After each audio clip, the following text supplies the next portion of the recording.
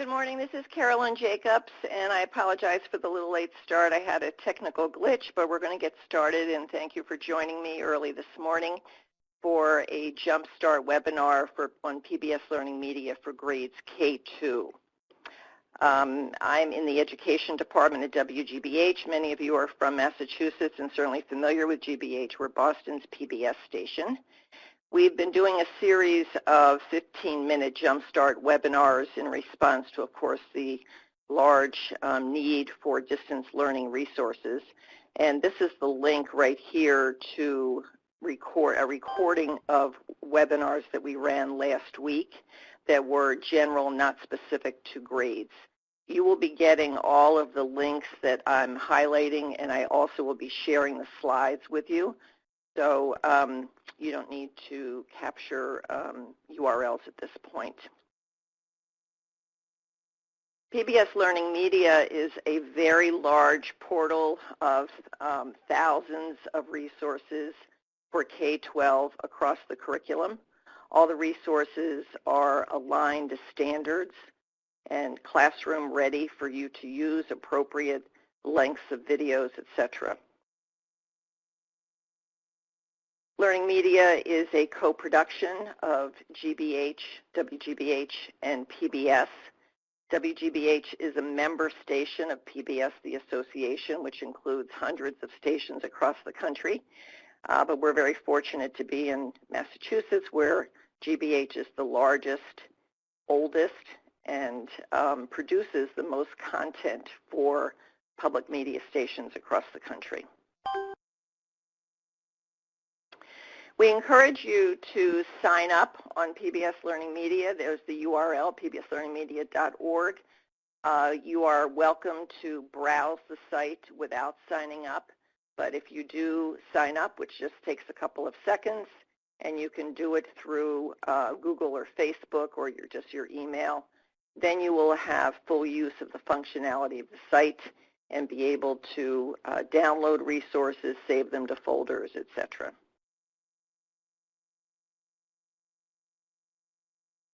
In the Jumpstart webinars last week, I showed one way of searching through using filters, very detailed filters. Today I'm going to do it a little differently and search just by subjects at the very top. So before you even do that, though, I would encourage you to explore the home page. And there are many, I think 3 rows of these thumbnail images that all lead you to resources, and those are ever-changing, so that's a good way to also get started. But we're going to search by subject. And the subject I've chosen is science, and you can see under science that there are several headings: earth and space, life, physical, etc. And I'm going to select life science. And now on this search page, on the search results page, you can see over on the left-hand side other topics that I can further fine-tune my search. I can also select grade, type of resource, and relevance, which is most popular or newest. So for our demonstration, I'm just going to select grade 1 and also the resource type of video. The video clips are typically 3 to 5 minutes.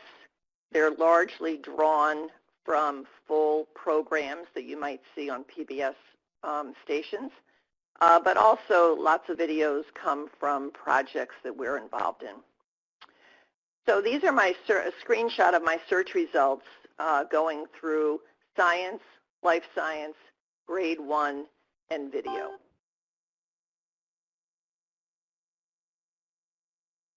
So I've chosen one of those, and this is what we call a resource page from my search results. Note over here on the left-hand side, there's a link. First of all, there's a Google Classroom link where you can assign these through Google Classroom. We're fully integrated with Google Classroom. Also Schoology and Clever.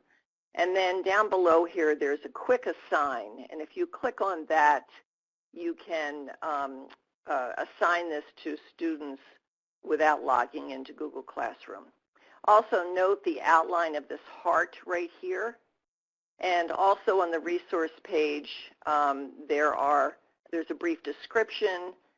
There is a link right here next to About of support materials, standards, and if you click on the media itself, you'll have the time duration and also closed captioning. A lot of information right here on the resource page. So that outline of a heart I have clicked on, and there it's filled in. And that means that I have favorited the resource. The favorites live up here under your name, under dashboard. The second one is favorites. So anything you click on and fill in that heart will appear in your favorites folder.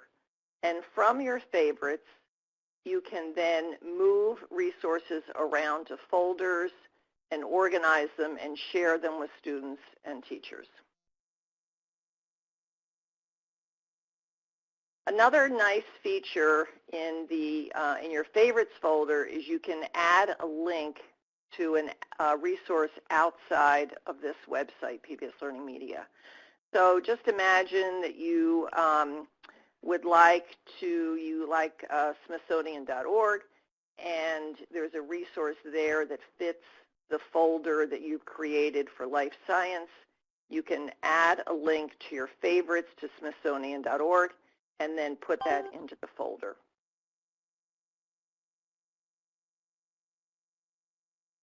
Support materials, and you might recall that there's a link to support materials and standards right under the media on the resource page. Support materials can include background reading, discussion questions, teaching tips, student handouts, etc. And the standards are Common Core, NGSS, national and state standards.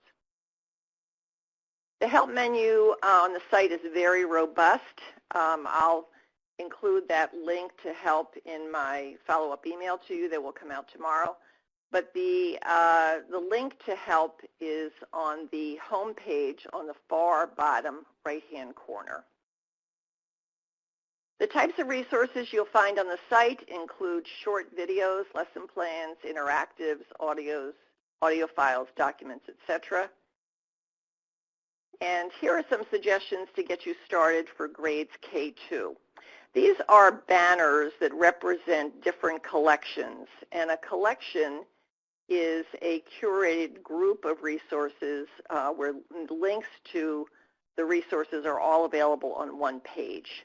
And they're organized typically, collection is organized typically around a program on public television, which is the case here, or a project, a topic, etc. So there are many hundreds of examples of collections, and I've selected a few that are our favorites for grades K-2. So Pinkalicious, and I'm going to show you an example of one of the resources here. Pinkalicious is a program for very young children. It's around the theme of arts and creativity with the characters Pinkalicious and her brother Peterific. And so one of the resources I wanted to show you, it's an activity, a lesson plan, create your own sock puppet, and it includes video of Pinkalicious. The whole story is around finding a sock, a missing sock, and then creating your own sock puppet. Puppet, excuse me, puppet, yes.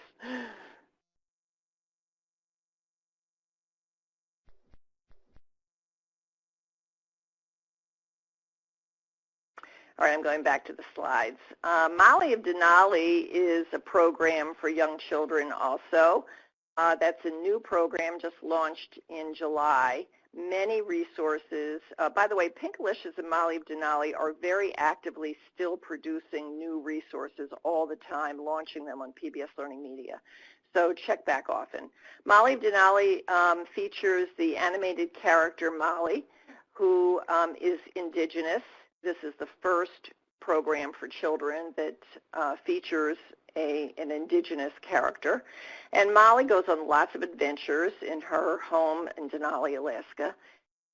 And the connection to education is that it's helping children understand a whole variety of informational texts. The tie-in is to science and social studies. Those are the standards. So I wanted to show you an example of a Molly of Denali activity, which is something very appropriate for right now for both parents and students. What's that bird? And I'll just skim through this, and you can find this very easily on the site. You're making your own field guide and publishing it as you observe birds outside. Very nice.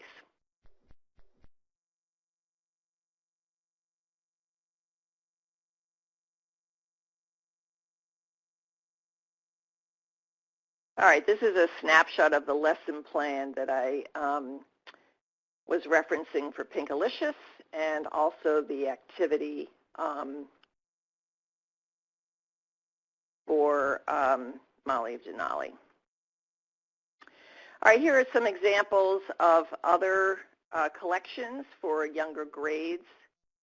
Keep in the Big Wide World, Between the Lines, Clifford, the Big Red Dog. Arthur has a wonderful group of resources all around civics. Nature Nuggets, Peg plus Cat is a math collection. And Bringing the Universe to America's Classrooms is a collection that crosses over K-12. This is a collaboration between NASA and WGBH, featuring resources on Earth and space science topics, like weather and climate, for example. And we are taking, in many cases, NASA data and images and creating simulations and activities that are visualizations that are appropriate for the different grades and ready for classroom use. Fabulous collection. So I've created a folder with lots of resources for grade K-2 and sharing it with you here. And you'll have this URL in the follow-up email tomorrow, and also I'll be sharing the slides. Interactive lessons on PBS LearningMedia are perfect for distance and remote learning. They are self-contained lessons where you can assign part or all of it to your students. They can work collaboratively or individually. The lessons contain video and also lots of mini assessment activities, and many of them include a final project. There's a teacher tutorial on how to use interactive lessons on the website called Using Interactive Lessons in the Classroom. And that's a great way to get started with understanding how flexible these lessons are. Here are just some examples of lessons for very young children. You can see the range of topics here. These are all on science topics, but there are lessons for young children in the other curriculum areas. But we're very strong in science.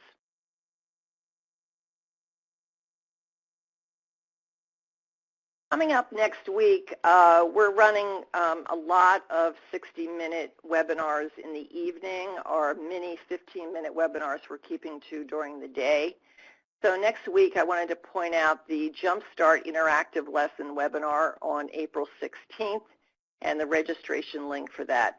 That will be appropriate for all grades, and it features 2 teachers who have lots of experience with interactive lessons. And they're going to also not only talk about their experience, but also some very good tips on having your students sign into the site and viewing student work.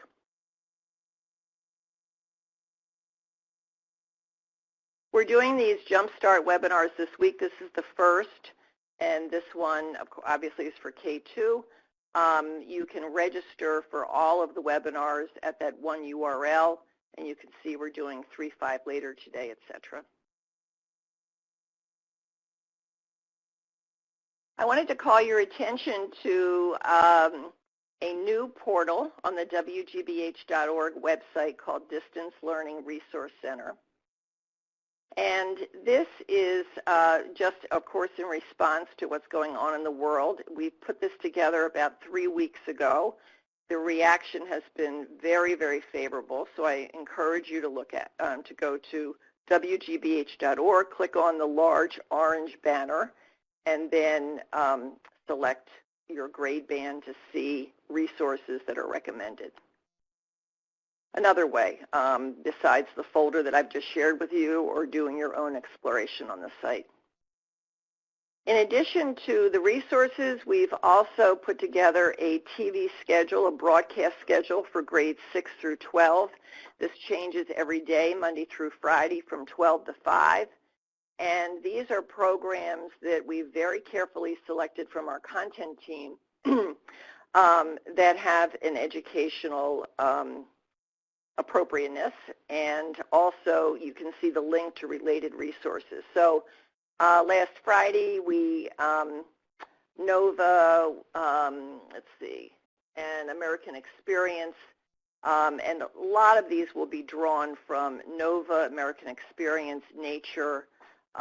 We're working on also sharing Masterpiece, Frontline, and some other programs that you might be familiar with for grades 6-12. And we're running 15-minute webinars. The next one is tomorrow morning. Jumpstart broadcast webinars to dig into the broadcast schedule that I just showed you for next week, give you a heads up about what's coming, and related resources. You can follow us on social media. We're very active on Facebook, Twitter, etc.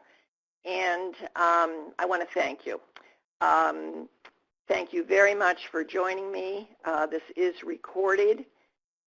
This is my email. If you have any questions, you're welcome to email me directly.